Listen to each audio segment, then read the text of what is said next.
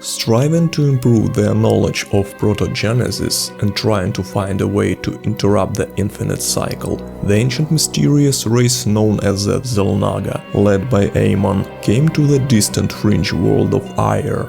The huge jungle-covered planet gave birth to the most advanced of all known xel'naga races. Believing that they could direct the evolution of the race to the pinnacle of physical perfection, the xel'naga began to conduct their protogenetic experiments. The race, which was later called the Protoss, developed rapidly, eventually achieving the purity of form that its creators so strived for.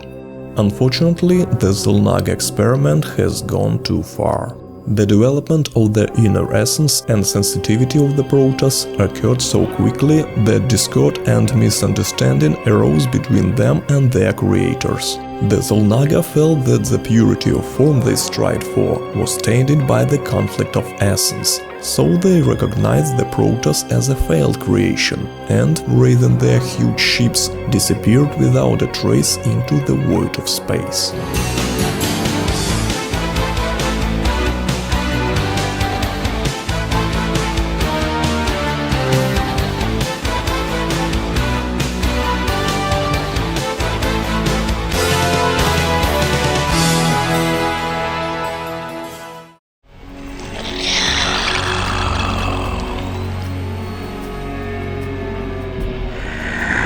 Zerg History Part 1 The Birth of the Swarm.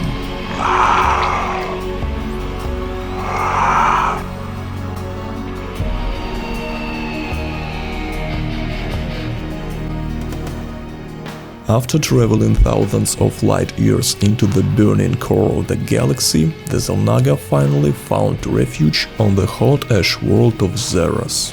The xel'naga planned to continue their great experiment of evolution, only this time they abandoned the dogma of physical form and placed emphasis primarily on achieving a distinct purity of essence.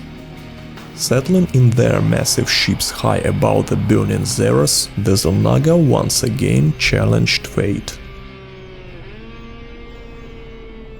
Upon arrival on the planet, Amon discovered larvae-like creatures with the ability to absorb other species and assimilate their genetic structure. These creatures were spawned from the first spawning pool, in which a single essence split into several, and in confrontation one absorbed the other. This is how the first Zerg was born.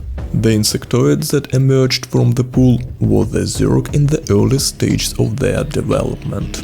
In the process of xel'naga protogenetic experiments, the Zerg survived a series of firestorms in their world and multiplied wildly. Small, worm-like and devoid of any ability to influence their environment, the Zerg nevertheless adapted to survive. They have developed the ability to infiltrate into the bodies of more adaptable species living on Xeros. By sucking nutrients from the cerebrospinal fluid of their victims, the Zerg learned to parasitically merge with their hosts. They achieved control over the metabolic and anatomical processes of their hosts, and used their new bodies to manipulate their surroundings. Having united an increasing number of host creatures under their control, the Zerg began to assimilate their diverse genetic strains and processes. The chemical composition of the Zerg changed, adapting to the composition of the new genetic material being processed. However, being as different as their hosts, the Zerg have always maintained a consistent course, to use only the most evolutionarily advanced species encountered. The Zerg innate selectivity for the species they utilized at each stage of their development ensured their place at the top of the food chain. The xel'naga soon made an extraordinary discovery. Just a few generations after the introduction of the Zerg, the original races changed beyond recognition. Somehow the Zerg developed the ability to control hidden evolutionary processes within their hosts. The host creatures were subjected to gradual bodily mutations, which caused the growth of sharp armor-piercing spines, super-dense carapaces, and razor-sharpened limbs across the entire diversity of species. In a surprisingly short period of time, all the branches became like a single, terrifyingly ravenous race. But still, these creatures had a flaw. Like the Protoss, the Zerg turned against each other. The stronger consumed the weaker. Their only goal was evolution. But not the evolution of the race, but the evolution of themselves. The Zerg were independent in their desires. The xel'naga, remembering well that the failure with the Protoss was the result of that species sensitivity being increased too quickly, decided to take a different course with the Zerg. Suppressing the natural attraction to individuality and trying to subjugate the Zerg to his will, Amon formed from the collective sensory perception of the Zerg a single Overmind, carrying the primary drives and instincts of all strands of the Zerg. As time passed, the Overmind developed the rudiments of personality and advanced intellect. Under the influence of the Overmind psionic will, almost all Zerg on Xeros came under its complete control. Almost, but not all. A small group managed to escape the blind on their minds, and they hid in the depth of the planet, waiting for their time. These creatures would later become known as the Primal Zerg. Meanwhile, the Swarm, that was the name of the large army of controlled Zerg, was growing in strength and size. Although the Overmind controlled the actions of each creature of its swarm, it became increasingly difficult to do so as their numbers grew. The Overmind decided to create intermediaries and reveal to the world a new strain of Zerg, which were direct engines of its will. Called Cerebrates, they obeyed the Overmind without question and carried out any tasks assigned to them.